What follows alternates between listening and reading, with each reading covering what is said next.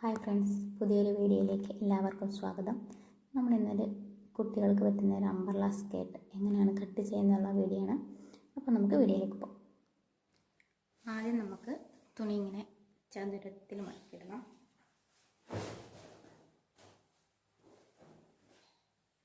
അതിന് ശേഷം ഈ ഒരു കരഭാഗം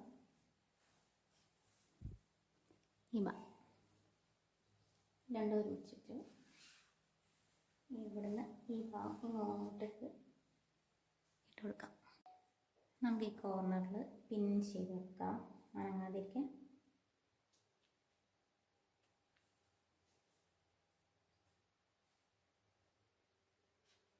ഈ പിന്നിൻ്റെ ഒരു തുണി ആയതുകൊണ്ടാക്കാം, കോട്ടൺ തുണിയാണെങ്കിൽ ഇതിൻ്റെ ആവശ്യമില്ല.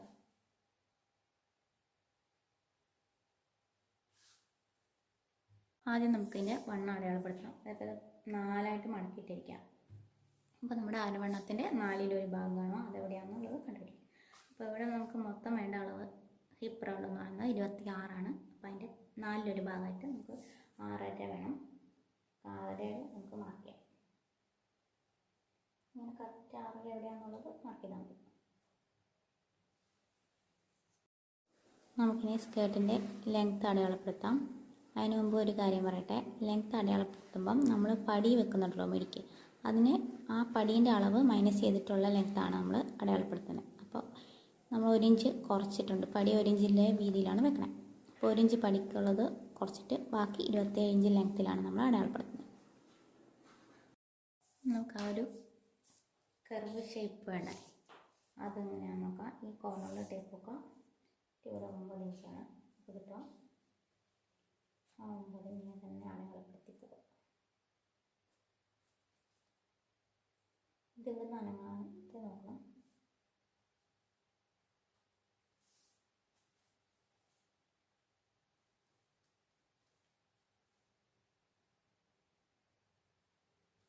ഓക്കെ, ഇനി നമുക്കിതിങ്ങനെ ആ ഒരു ഷേപ്പിൽ ഇങ്ങനെ ഇപ്പം ആ ഒരു ഷേപ്പ് വന്നിട്ടുണ്ട്. ഓക്കെ, ഇനി നമുക്ക് ഇതേ അളവിൽ നിന്ന് താഴത്തേക്ക് ഫുൾ ലെങ്ത്തും കൂടി നമുക്ക് ഫുൾ ലെങ്ത്തും ഇതേപോലെ തന്നെ മാർക്ക് ചെയ്യാം. ഓക്കെ, അപ്പം നമ്മൾ താഴെ ഭാഗം കൂടി അളന്ന് വെച്ചിട്ടുണ്ട്. വീഡിയോയിൽ അത് ക്ലിയർ ആകുന്നില്ല എന്ന് തോന്നുന്നത്. ഇതേപോലെ തന്നെയാണ് നമ്മൾ ചെയ്ത് ഈ കോർണറിൽ ഇങ്ങനെ മാർക്ക് ചെയ്ത് പോവുകയാണ് ചെയ്തിട്ടുള്ളത്. ഇതാണ് ലെങ്ത്ത്. ഇത് നമ്മുടെ മേലത്തെ ഹിപ്പിൻ്റെ റൗണ്ടും താഴത്തെ ഇതാണ് നമ്മുടെ ലെങ്ത്ത്. അപ്പം നമുക്കിത് കട്ട് ചെയ്തെടുക്കാം. ഓക്കെ, അപ്പം നമുക്ക് കട്ട് ചെയ്യാം.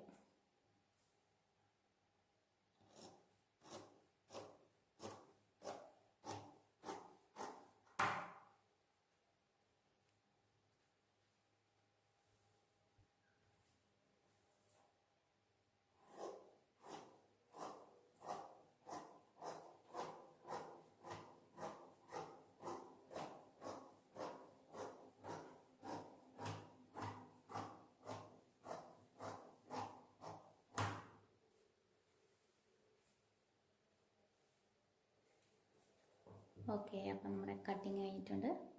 നമുക്കിതിൻ്റെ പടി കൂടെ കട്ട് ചെയ്യാം.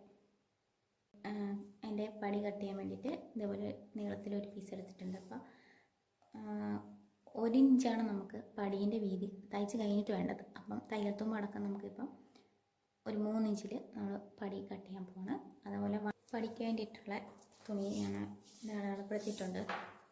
നമുക്ക് ഇതിൻ്റെ വണ്ണം എന്ന് പറയുന്നത് 26ആണ്. അപ്പം അതിൻ്റെ പകുതി 13ആണ് വേണ്ടത്. പക്ഷേ ഞാനൊരു 2 ഇഞ്ച് എക്സ്ട്രാ ഇട്ടിട്ടുണ്ട്. നമുക്ക് ബാക്കി ഉണ്ടെങ്കിൽ കട്ട് ചെയ്ത് കളയാം.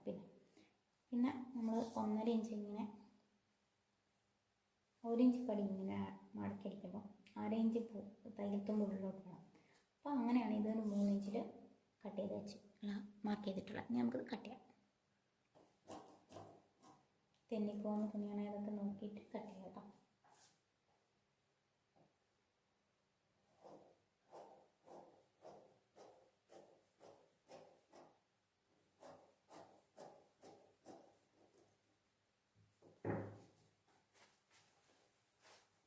ഓക്കെ, അപ്പം നമ്മുടെ ഇങ്ങനെയാണ് പടി വരും. അപ്പോൾ നമ്മുടെ പാവാടേൻ്റെ കട്ടിങ് കഴിഞ്ഞിട്ടുണ്ട്. ഇതതിൻ്റെ പടിയാണ്. ഇത് നമ്മുടെ പാവാട ക്ലോത്ത്.